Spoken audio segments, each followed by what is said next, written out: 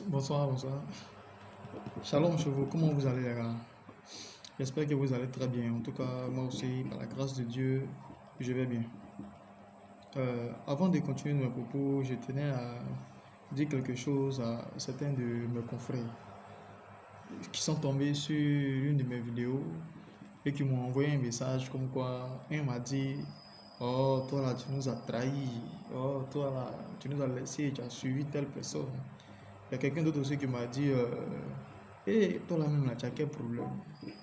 Je voulais dire à ces personnes-là que rassurez-vous, si vous suivez bien ce que je dis, si vous comprenez bien ce que je dis, vous saurez que ça n'a rien à voir avec la politique. Voilà. Sachez que je ne suis pas responsable de ce que vous pensez ou de ce que vous voulez comprendre. Il faut qu'on soit clair. Ok. Euh, bon, c'est pas faux, hein. Je comprends aussi votre réaction parce qu'aujourd'hui, la situation est tellement sensible, les gens ont tellement aussi participé à cela que, bon, quand tu essaies même de parler, quand tu essaies même de dire quelque chose même de sensé, on trouve que, bon, écoute, toi, tu fais politique, ils vont venir t'attraper. Rassurez-vous, vous n'allez jamais m'entendre en train de parler mal d'un président ou bien de ses opposants parce que je ne suis pas là pour ça. Je ne suis pas là pour ça, c'est pas mon objectif.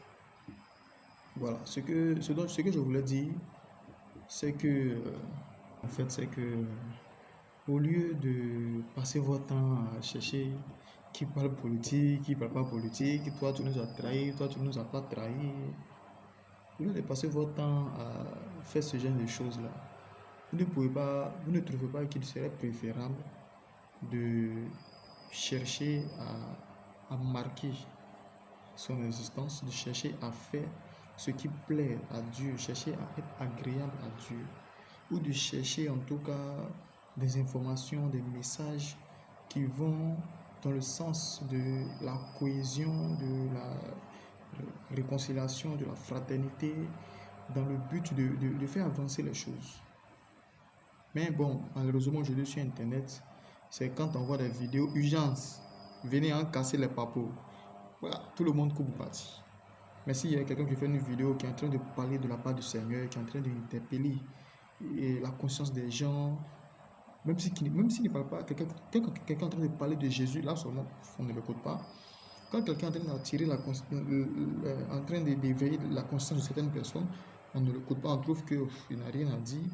Quand quelqu'un est en train de dire des choses sensées, on ne prend pas la peine d'écouter ce qu'il dit, on ne prend pas la peine d'aller au bout de la vidéo pour comprendre pour comprendre le message que le monsieur fait passer. Non. Et quand c'est des buzz, des vidéos de buzz, des vidéos d'injures, des vidéos de haine, là on passe tout le temps à regarder cela. Mais quand tu finis de regarder, quand tu finis d'écouter ce genre de choses, qu'est-ce que ça t'apporte? Ça crée en toi toujours la haine. Il y a des gens qui passent leur temps à insulter le président du 1er jusqu'au 31. D'autres aussi prennent ses opposants du 1er jusqu'au 31. Écoute, attends, quand tu finis d'écouter toutes ces choses, ou bien quand tu finis de faire toutes ces choses-là, qu'est-ce que ça t'apporte? Rien. Et je suis sûr que le monsieur dont tu parles mal de lui toujours, le jour où tu le croises, comme on le dit chez nous en Côte d'Ivoire, le jour où tu le vois tu seras bouche bée, tu ne pourras pas le dire. Un mot. Ok. Les gens, en parlant même de ceux qui sont là, on fait des vidéos, ils critiquent ceci, ils critiquent cela, ils parlent mal de celui-là, ils parlent mal de celui-là. Non, le président est comme si. Bon, toi-même qui parles comme ça, si toi on te met président de quartier, tu ne vas rien foutre. Parce qu'on sait que président de quartier, là, tout ce qu'ils font, ils vont organiser fête au quartier, ils vont organiser plage. Ça, c'est. D'autres personnes, non, tel footballeur est ceci, en parlant même de footballeur. En parlant de footballeur, il y a eu les élections de la FIFA. J'ai été surpris, sinon choqué, par le poste de quelqu'un, d'un Ivoirien.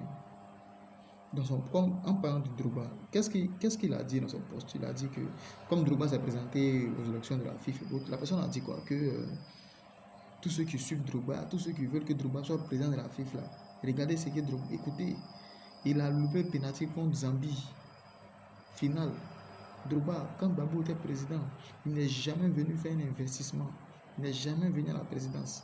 Quand Babou était président, il n'a jamais fait ci, il n'a jamais fait ça. C'est quand Ado est devenu président que Drogba a fait ci, Drogba a fait ça. Mais attends, qu'est-ce que toi tu veux mettre dans la tête des gens en disant ce genre de choses, en rappelant ces mauvais souvenirs de rater penalty? Pourquoi il ne parle pas de quand la Côte d'Ivoire aller au mondial, Drogba s'est mis en genoux avec les autres footballeurs pour demander pardon, qu'il y ait la paix? Pourquoi il n'a pas parlé de ça?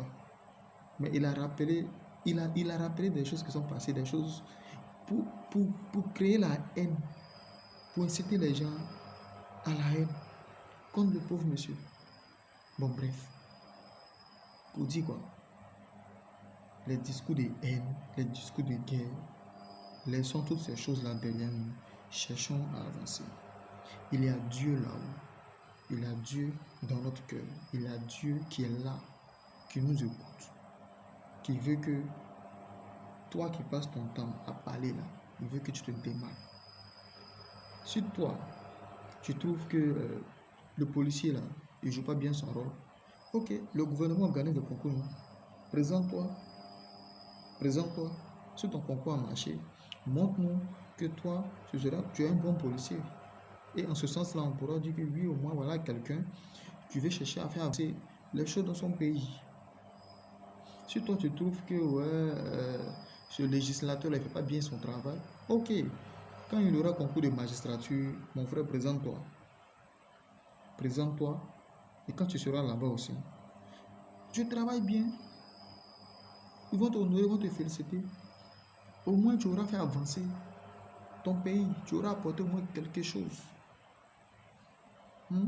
Si toi, tu dis, celui qui a dit là que Drogba a raté penalty, Drogba ceci, Drogba cela, va jouer ballon, tu vas voir comment ça se passe.